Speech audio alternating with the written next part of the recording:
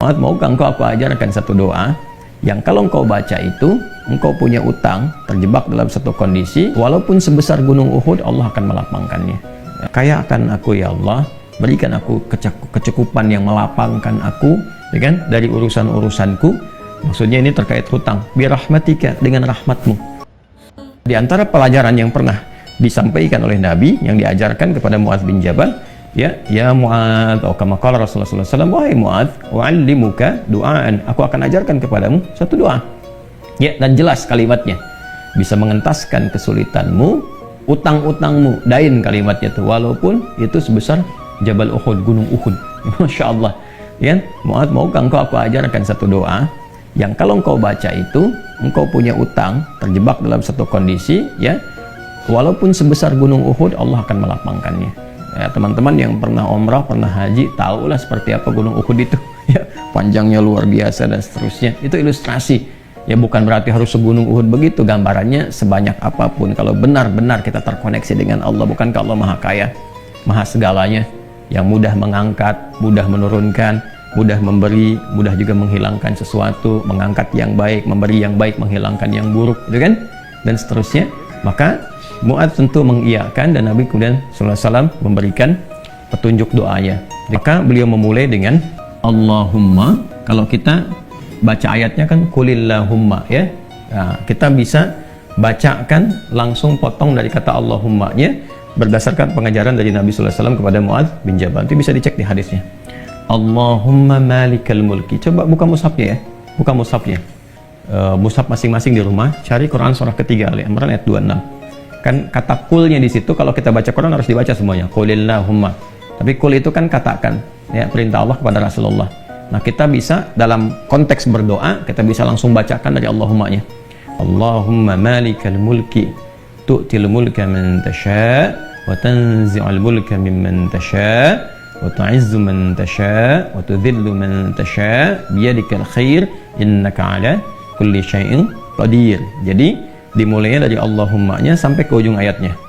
Kemudian teruskan Rahmanad dunya wal akhirah wa rahimahuma. Asalnya ya Rahman, ya Rahmanad dunya wal akhirah, karena kita ingin cepat. Biasanya kan orang memohon tuh kalau punya utang pengen cepat dilepaskan kan, maka caranya biasanya dilepaskan huruf ya-nya dan menunjukkan ini fathah untuk menunjukkan ada ya sebelumnya.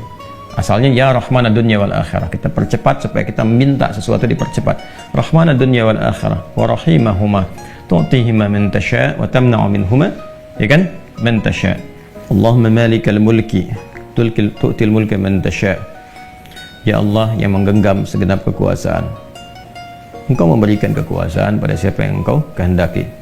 Wa tanzi'ul mulka mimman tasha, dan juga mencabut, mengambil kekuasaan dari siapa yang Engkau kehendaki. Wa tu'izzu man tasha, Engkau mengagungkan, mengangkat siapa yang Engkau kehendaki.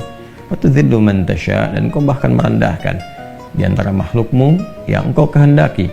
Biyadikal khair, segala ketetapan kebaikan dan segala kemuliaan ada dalam ketetapanmu.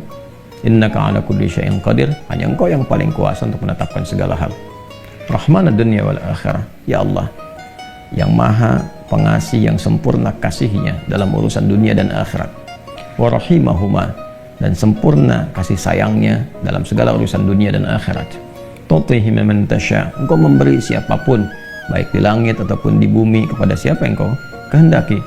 Wa tamna'u minhum man tasha, Engkau pun bisa mencegah apapun terjadi bagi siapapun makhlukmu di langit ataupun di bumi. Jadi kita mengambil dua hal nih, yang baik Allah kasih, dari yang buruk-buruk dicegah, gitu kan? Kemudian ini yang paling indah, aghnini bi rahmatika, ya Allah lapangkan aku. Aghni itu dari kata ghina, aghna yughni, aghni asal katanya dari kata ghina, sesuatu yang lapang dari segi harta, kayakan. Kadang diambil majas untuk mengayakan hati. Di sini maksudnya ke materi. Kayakan aku ya Allah, berikan aku kecukupan yang melapangkan aku, ya kan, dari urusan-urusanku.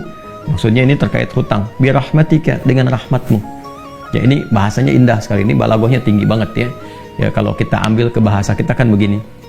Ya Allah, yang paling sayangkan Engkau, yang paling punya kan Engkau, yang menguasai dunia dan akhirat kan Engkau, yang memiliki kebaikan kan Engkau, yang mencegah dari segala yang sulit pun kan Engkau, yang punya solusi semuanya Engkau. Maka dengan kepasrahanku kepadamu dan pengakuanku atas semua rahmat dan kekuasaan keagungan yang engkau miliki, aku memohon dengan rahmatmu, dengan kasihmu, hanya engkau yang sayang ya Allah, yang bisa menyelesaikan urusanku, ya, dan dengan rahmatmu aku mohon yang bisa melapangkan keadaan hartaku untuk melunasi utang-utangku. Kalau aku memohon kepadamu saja dengan segala kasih sayangmu, kepada sifat sayangmu, ya kan? Kalau aku memohon dengan segala sayangmu belum kau kabulkan, maka kepada siapa lagi aku mesti mohon? Sedangkan kau yang paling sayang kepadaku.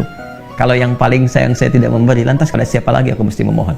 Maka aku mohon ya Allah, lapangkan keadaan diriku dengan sayangmu itu, sehingga aku tidak memohon dan meminta lagi kepada selainmu. Aghnini birahmatika an rahmatin man siwa. Ya Allah, semua orang sudah mengatakan gak bisa, ini gak mungkin, ini gak mau, itu tidak. Maka aku mohon kepada yang paling sayang kepada aku. Kalau kepada yang paling sayang saja belum dikabulkan, lantas kepada siapa lagi aku mesti meminta? Mohon lapangkan diriku dan berikan aku kekuatan, sehingga dengan rahmatmu aku tidak meminta kepada siapapun selainmu. Ini indah banget nih kalau terturunkan dalam bentuk pemaknaan yang balaghahnya. Ini teman-teman doanya.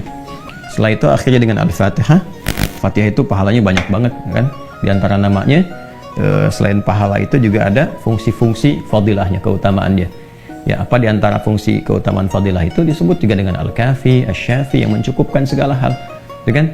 Yang dengan izin Allah bisa menyembuhkan, karena intisari Quran itu ada di Al-Fatihah. Maka diakhiri dengan Al-Fatihah, kemudian setelah itu tutup dengan salawat. Nanti ada hadis lain yang mengajarkan kaitan antara hutang dengan memperbanyak salawat kepada Nabi Muhammad SAW.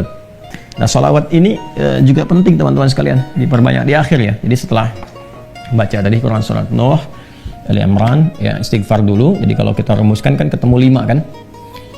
Ya, dari mulai kita istighfar dulu dengan segala ketulusan, dalilnya surat Nuh itu, kemudian di surah Ali Imran kita bacakan, terus praktek doanya kita temukan.